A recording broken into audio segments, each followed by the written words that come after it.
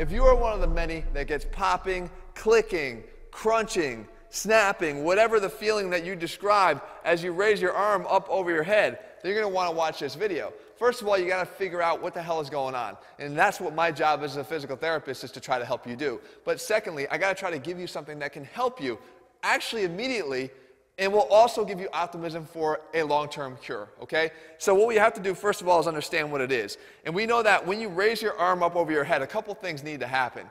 One we'll cover in another video, and that is you do need to have your shoulder blade help you.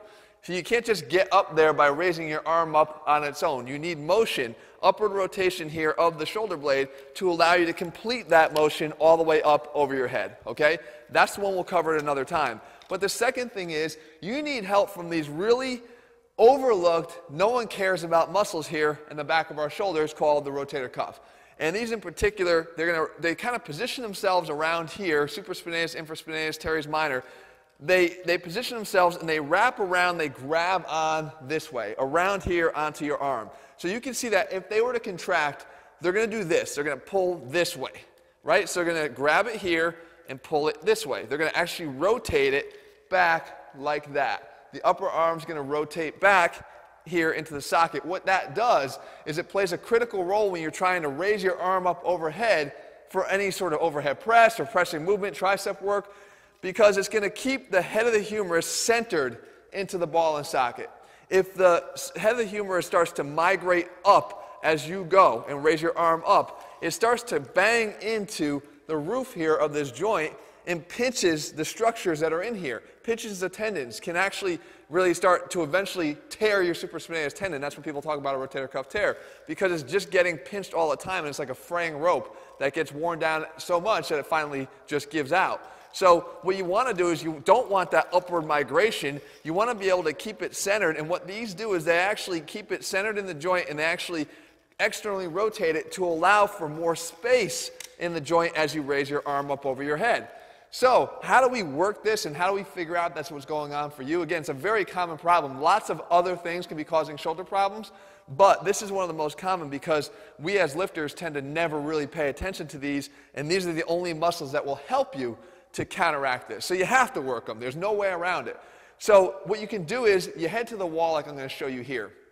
You position yourself where your arms and your elbows are against the back of the wall. Okay, so you back up, and the two key points you want to focus on are right here. You want to focus on this point of your finger, okay, and keeping that against the wall. And you want to focus on your elbow, but really the back side and being able to keep that against the wall. When you get to the very top, you'll see that once you get to the level of your shoulders, then as you raise up, the elbows will come off the wall, but try to almost bring them together to further externally rotate the arm and almost bring your hands, those 2 points I talked about, together. And you might notice that the first time up, you get ever so far, but then the elbows will come off, or the fingers will come off, and you can't get them both up. But then the next time you try, meaning the next rep, you see a little bit better improvement. And then the next rep, you see a little bit better improvement. Do that for about 5 or 6 reps.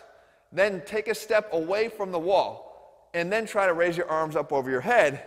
If you were someone that was already experiencing cracking, popping, snapping, grinding, crunching, whatever the hell you want to describe it as, you may not feel all that much anymore. In fact, you might feel none. And the optimism behind that is that you've sort of temporarily repositioned or activated the rotator cuff to allow you to reposition that head of the humerus where it should be, and therefore clear more room and give you a better chance of raising your arm over your head without any kind of pinching. So we know that if you actually train them long term and incorporated some of that into your training at the right times, you could fix this and you could overcome that long before it led to a fraying to the point of a tear in your shoulder. And that is going to be key. You can't allow your shoulder to get so worn down with your training, because ultimately once you do have a shoulder problem, it's very tough to recover from, especially when you consider all the strength movements that require shoulder activation and involvement, right? So you want to make sure that prevention here is the key. If you're looking for a program that will help you to prevent that, while at the same time, obviously, helping you to get bigger, get stronger, look better, right? We know that that's the goal behind a lot of people's efforts in the gym. but to do it in a safe way, then head to ATHLEAN-X.com, guys, and get our ATHLEAN-X training system. As a physical therapist, it was my priority to make sure I didn't just help you to get bigger and stronger and faster, but also keep yourself safe in the long run. If you found this video helpful, make sure you leave your comments and thumbs up below, and let me know whatever else you want to see. Again, I'm happy to break out the skeleton. Raymond here to break down whatever it is that you want me to explain even further. All right, guys, I'll be back here again soon.